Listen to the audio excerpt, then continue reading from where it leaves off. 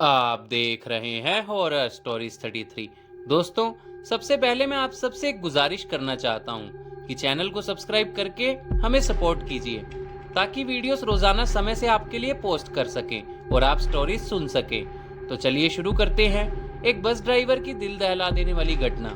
Hello दोस्तों, मेरा नाम रोहन है और मैं रोडवेज की बस में एक सरकारी ड्राइवर हूँ। ये बात उस वक्त की है जब मैं बस चलाना सीख रहा था अपने उस्ताद मनोहर भाई से।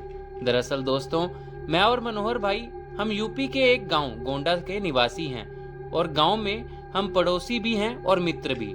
वैसे तो मैं उनसे उम्र और तजुर्बे में भी छोटा था, पर फिर भी उन्होंने हमेशा मेरा साथ दिया।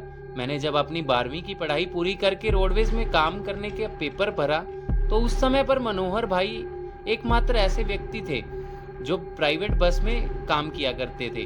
वे बस चलाते थे। मेरी गुजारिश करने पर वे मान गए मुझे काम सिखाने को।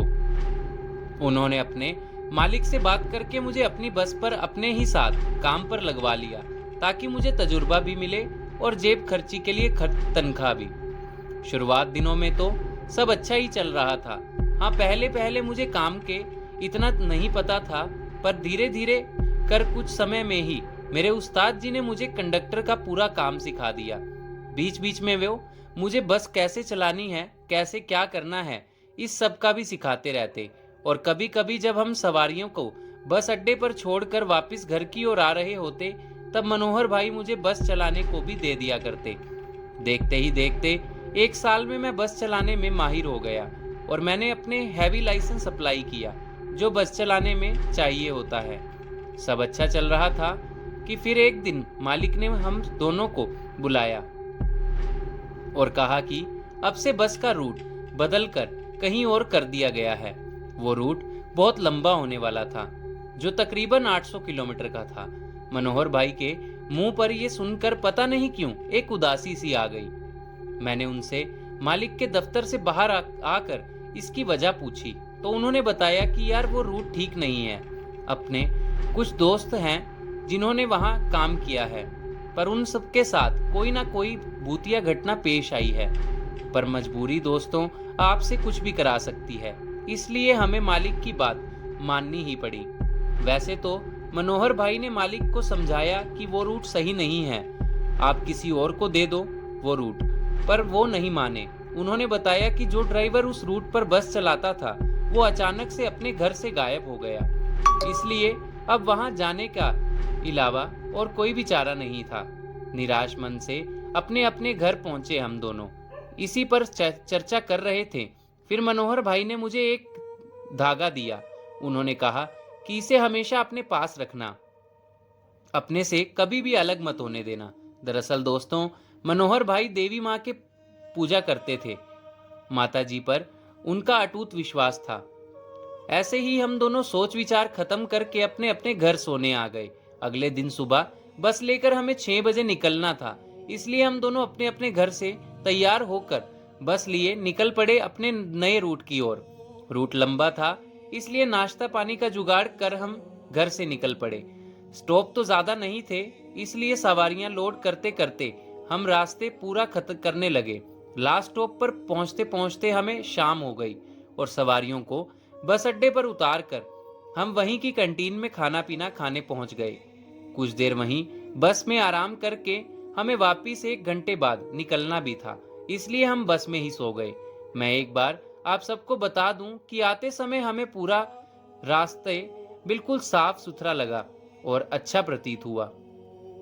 मनोहर भाई ने जैसा बताया था वैसा कुछ भी डराने जैसा कुछ हमें वहां पर नहीं दिखा और मैंने ही उस्ताद जी से कहा, क्या मनोहर भाई, जैसा आपने बोल कर डराया था वैसा तो यहाँ कुछ भी नहीं था। किसी ने आपको गलत सूचना दी होगी या मजाक किया होगा, ऐसा मैंने मनोहर भाई से हंसते हुए कहा। पर उन्होंने कोई जवाब नहीं दिया और अपनी मंजिल पर जाने का अब समय हो चुका था, इसलिए सवारियों को लोड कर हम बस स्टार्ट की और जोर की एक सीटी से बस को मैंने चलाने का इशारा किया और कंडक्टर सीट पर आकर बैठ गया। धीरे धीरे करते सवारियों को बस अड्डे पर उनकी मंजिल पर छोड़ते छोड़ते हम आगे बढ़े जा रहे थे और अब वैसे भी चारों तरफ घना अंधेरा ने जगह ले ली थी। अब हम एक बस स्टैंड पर पहुंचे। रात के लगभग 1 बजे बज चुके थे और बस में भी सिर्फ 3 सवारियां रह गई थी। दोस्तों, वो एक परिवार था, शायद माँ बाप और उनकी बेटी। वो 3 जन थे जो चुपचाप अपनी जगह पर बैठे थे। देखने में ऐसा लग रहा था कि मानो उनमें कोई हलचल ही ना हो। किसी पत्थर की मूर्त की भांति वो लोग अपनी सीट पर ज्यों के त्यों बैठे रहे।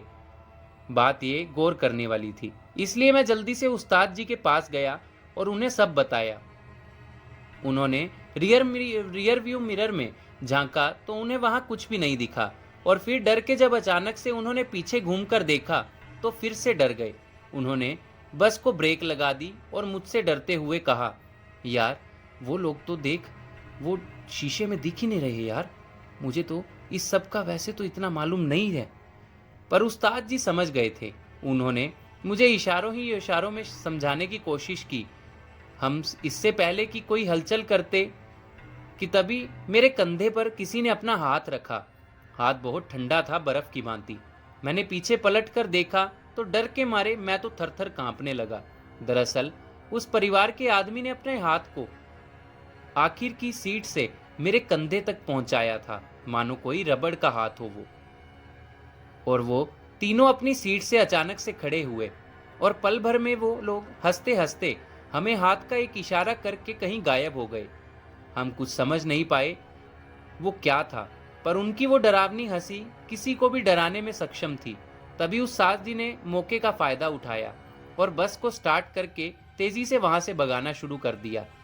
रास्ता अब 100 किलोमीटर का था, इसलिए 100 किलोमीटर नॉन स्टॉप बस को चला के हम जैसे बस डिपो पहुंचे, उस्ताद जी ने चाबी को लेकर सीधा मालिक के हाथ में रख दी और बस को वहीं छोड़कर मुझे वहां से लेकर आ गए। मालिक को पूरी बात उस्ताद जी ने अपने फ़ोन पर बताई और मालिक अच्छे थे, इसलिए उन्होंने उस्ताद जी और मेरे रूट चेंज करके फिर से पुराने वाला कर दिया। और कुछ इस तरह हमारा सामना उस रात उस परिवार से हुआ।